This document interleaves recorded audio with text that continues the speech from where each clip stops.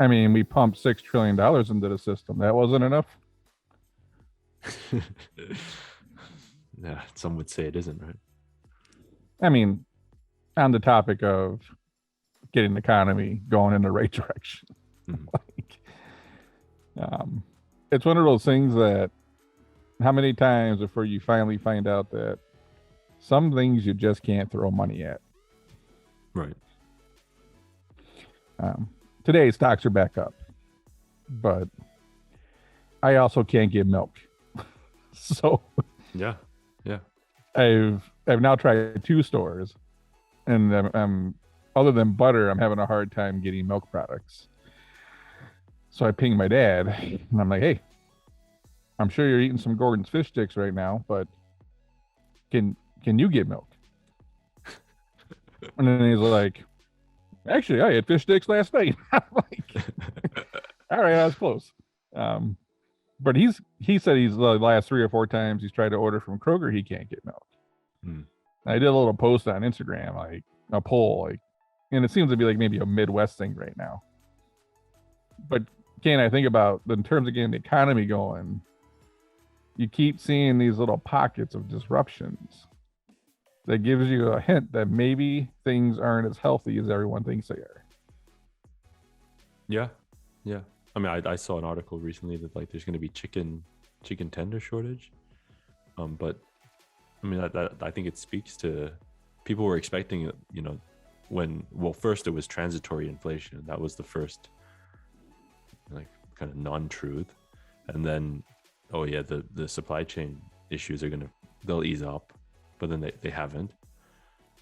So you're right. It doesn't look like it's getting any better. When I hear transitory, I'm going to get back to the chicken shortage because I'm partly responsible for that, but I'm going to come back to that.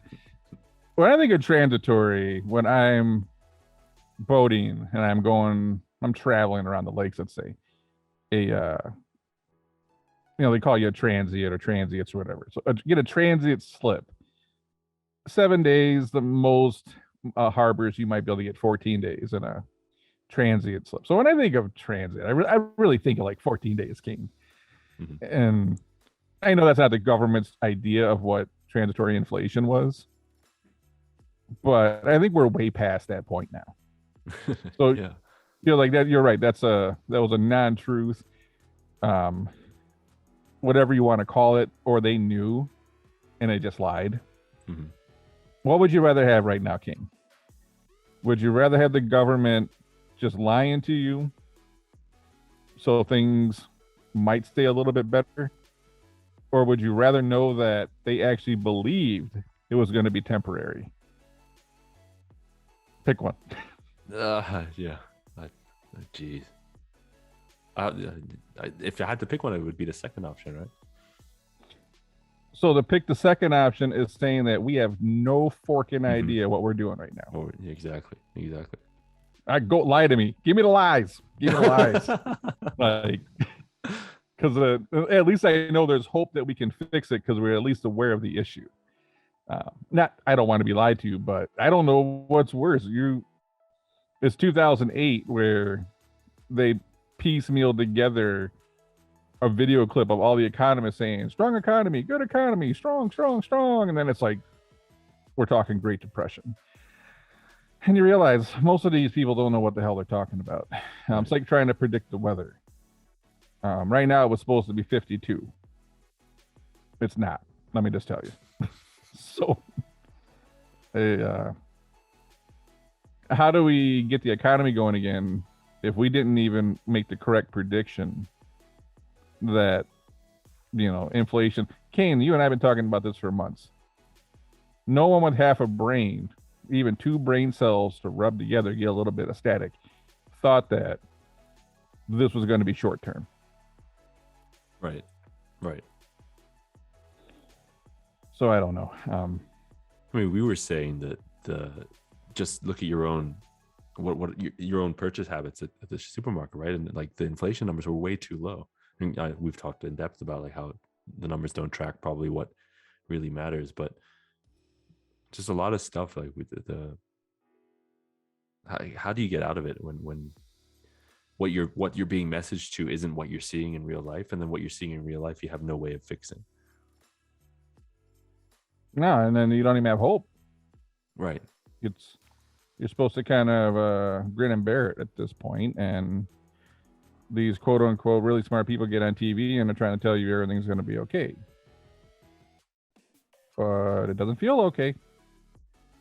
So I'm like, I got asked that question. I'll probably do another episode on it. It was submit a business or career question, and I'll try to answer it on one of the channels. And that question was, how do we get the economy moving again? And it's like, I don't have an answer for you, man. I'll tell you what, I wouldn't, if I had the answer, I wouldn't, I'd be in like a yacht somewhere warm right now, like nowhere near the United States. If I had that kind of looking into the future, because when you look at it, Kane, our number one go-to trick is throw money at it. Mm-hmm. Mm-hmm. Well, we did that. Now we're dealing with the issues of too much money in a system. And it seems like the fix would be pull money out of the system, likely through interest rates, which will collapse everything that's going on right now. Right. And I think we're just stuck, man. There's still 100 ships I read that, actually, I think it's been 100 ships for a while that aren't unloaded out at the port. You're talking chicken tender shortage, which, I've been known to eat a couple chicken tenders. But Kane, I don't know if you bought chicken lately. This shit's expensive. Yeah. Yeah. It's bone in wing. Like, I don't want to get into it right now. But it's everywhere you go. You go to McDonald's and a family of four is like $40. Mm-hmm. It's crazy. But then you look at. Yeah, sorry. No, go ahead. No, I was gonna say, going back to your point about, how to address bringing people back to work. I mean, we've talked in depth, of course, about why people aren't at work, right? And then we, in prior episodes or prior conversations, we've identified the different segments that aren't working, and hence we have the big labor shortage. Is the way that we get everybody back to do something like raise rates and just trigger a downturn, as painful as that is for most people, but that would get the people who've been able to retire early, because the froth in the markets enabled them to retire early. That would bring probably the young people back, because I imagine cost of living goes up a little bit if you can't rely on your parents. Is that the trigger, James? Like, Kane, there's people that just aren't coming back. I think it's fair. Yeah, true. You did that in the Daggerfin channel, right? Mm-hmm. Where you did the 5 reasons ish that is a compound issue on why we're coming up with a labor shortage. The ugly part of that is a lot of people died. Yeah. 750,000 people the last time I checked in this country. Not out of 220 million working people. It's that's a smaller percentage. Not to take anything away from someone passing away. I'm just saying, out of 220 million working bodies, it's something. Mm-hmm. And not everyone in that group was working, but and then you add in the people who didn't go back to work because they got sick from COVID and it caused other issues. You might be at 1 million people. So it's 1 million people that evaporated from the workforce. Then you got 9 people. I know people that did this, 55 and up, that were planning on working. Kane, the stock market went so crazy. Well, you and I know, we were investing in it. Things were like doubling, right? And then you got these people that are 55 years old, like, man, my 401k is so fat right now. Yeah. They're like, see ya. they're gone. Mm-hmm. And they got more money than they ever thought they'd have to retire on. They're not going back in this workforce. You got the people who got a whole bunch of unemployment, who weren't paying their rent and their school loans. They're just living on that cash.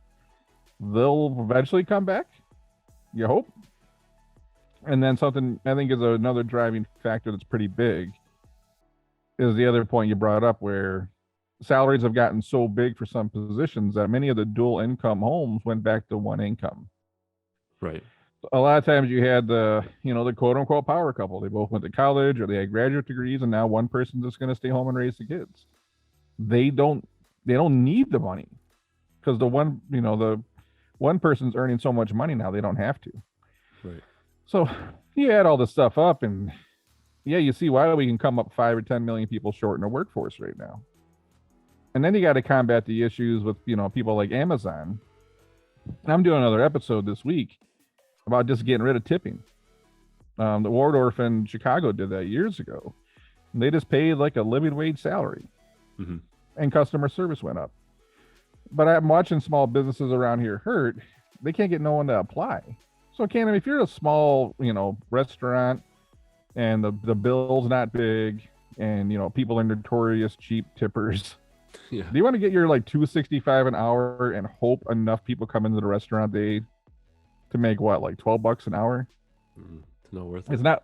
Yeah, it's not worth it. If you're working at Capital Grill and you're selling $100 bottles of wine and $150 steaks, it's a different story. Your tip's probably going to be better on the business accounts of people in there.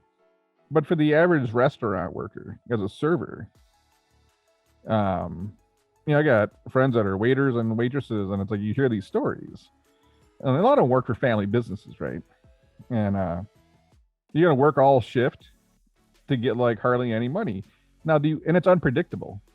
Or do you want to go work at Amazon for 15, 18, or as much as like maybe 20, $22 an hour with benefits, and they'll pay for your college? Pretty easy. I'm not a server no more. Yeah. So yeah, it's like, and then it's in a way, you're seeing the acceleration of these large corporations destroy small business faster. Yeah.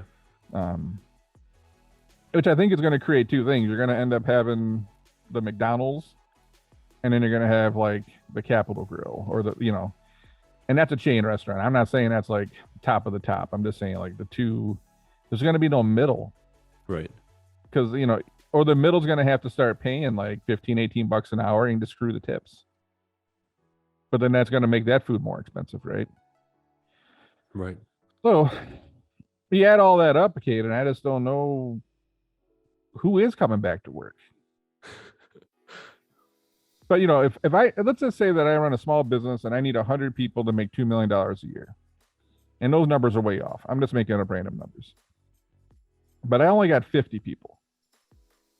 I'm not going to make 2 million with 50 people. So now my revenue's down, which means everything's down.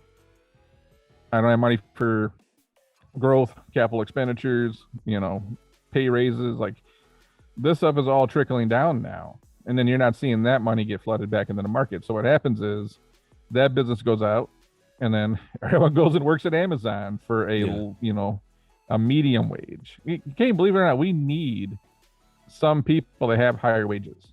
You need that person to make 150 so they can push more money back into the system. We can't everyone just can't make $20 an hour. It would be a very dumbed down lifestyle with not a lot of progression. And what happens is, instead of that business owner making 150, they goes over to Amazon, and now he gets paid 60, and Amazon gets to make the extra 90. So Bezos can fly into space with that extra cash. Right. So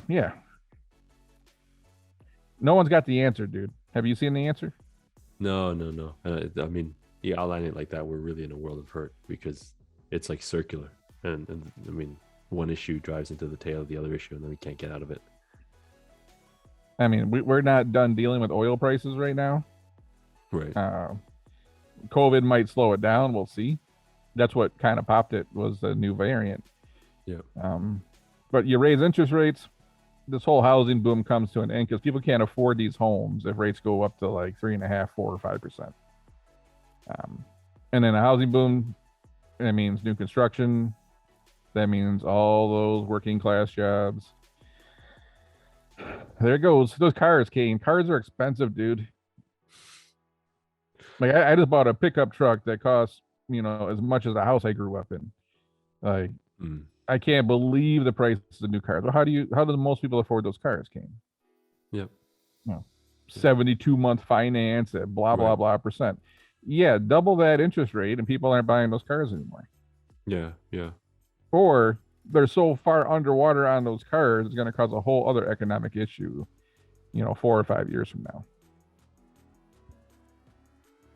We're screwed. Yeah, we're just straight up screwed. We're screwed. Yeah.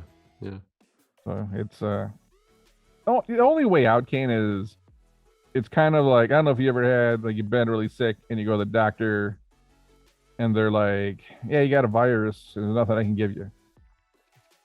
And their advice is like, get rest, drink a bunch of fluid. And they essentially tell you to go back and tough it out. Right. Because it's like a virus. They don't really have anything to like fix this. And I've been in that case where I've had a virus run like 2 weeks. And then you just had to tough it out for 2 weeks, and then you eventually got over it and you got better. It's possible that we're just going to have to, there's no fix. We're just going to have to deal with the pain and the supply chain issues and the inflation and this and that until things finally level out. Maybe there is no fix. We might just have to tough it out, and then it'll eventually repair itself, right? Yeah. Right. Yeah. Right. Yeah. I guess that's a thought, because are we ready as a society for the collective? I mean, there are so many things right now that we talked about the chicken nuggets or chicken tender shortage and all the like milk shortage you mentioned. Are we ready for disruption to such like integral parts of our lives for an elongated period of time? Like, are we ready? Are we ready for that? Because that's if we don't fix whatever's underlying the issues in the economy, then that's what's going to happen. And then if we just wait it out, then we have to deal with that. Yeah, I mean, my little skit, and it's something I talk about on the Employment Boost channel. I just saw one on Instagram before we hopped on this, but someone was complaining about, who in their right mind wants to get woken up at 8:30 in the morning by an alarm and then brush your teeth and get dressed and then go to the bathroom and drive in rush hour traffic to go, bust their butt for 8 hours and then drive back home. And they painted this picture of the average American's like hectic workday. And they know how I look at things. I'm like, all right, rewind the clock 200 years and tell me what life is like. Try sleeping until noon. Let's see how long you survive. Yeah. And I look back, I saw something. I told you. I saw something on like the History Channel. Like, breakfast wasn't even a normal thing back in the day because who had time for it? And I'm saying all that because if you think about how numb we have become to living and how we are very used to modern day conveniences, that we get mad when we can't get chicken tenders, for example. Right.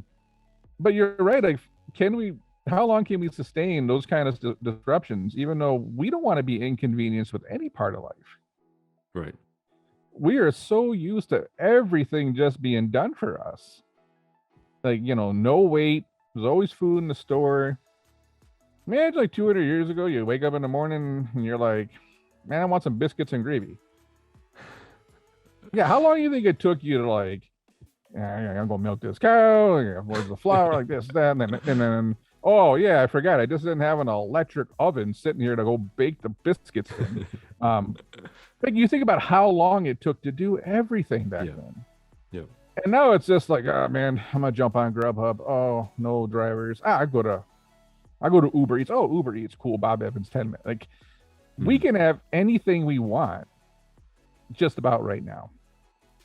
So no, I don't think we're ready for massive disruptions that cause us any kind of great inconvenience.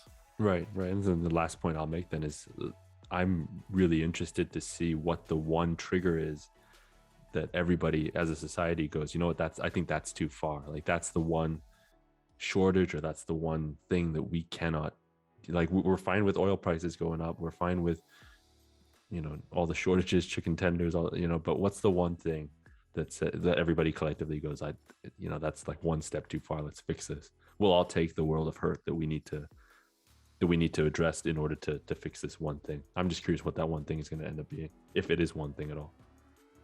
Yeah, I don't think it's going to be one thing. It could be one thing if that one thing becomes extreme, such as if oil goes to $200 a barrel.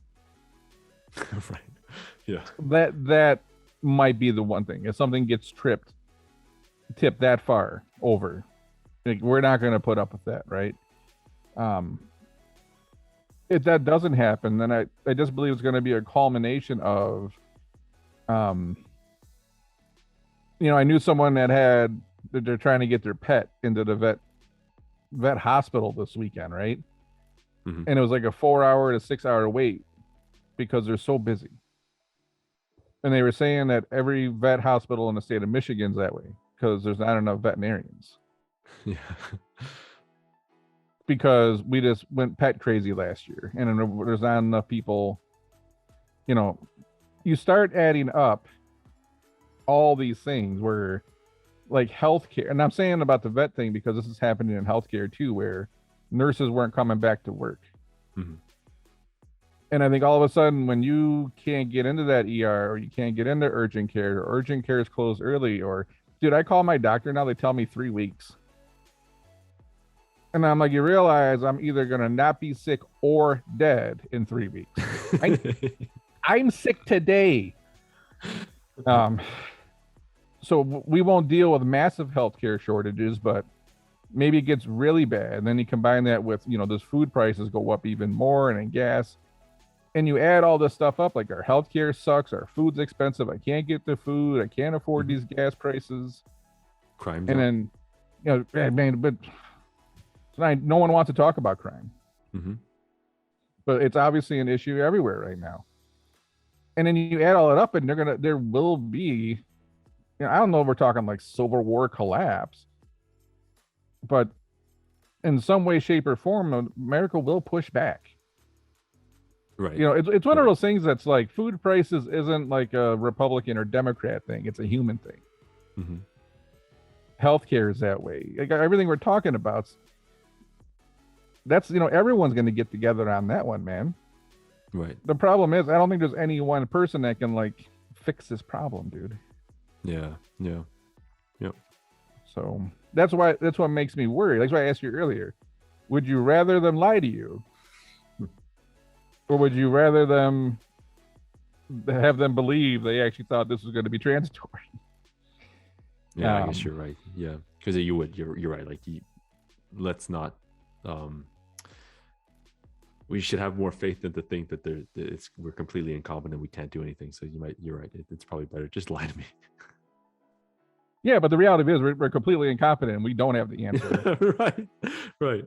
I did I got a bunch of DMs and likes on it, but I put a post on my Instagram that said something like, I wish the government would just admit the only thing they know is they don't know anything. Mm-hmm. And I think like everyone would just go, okay.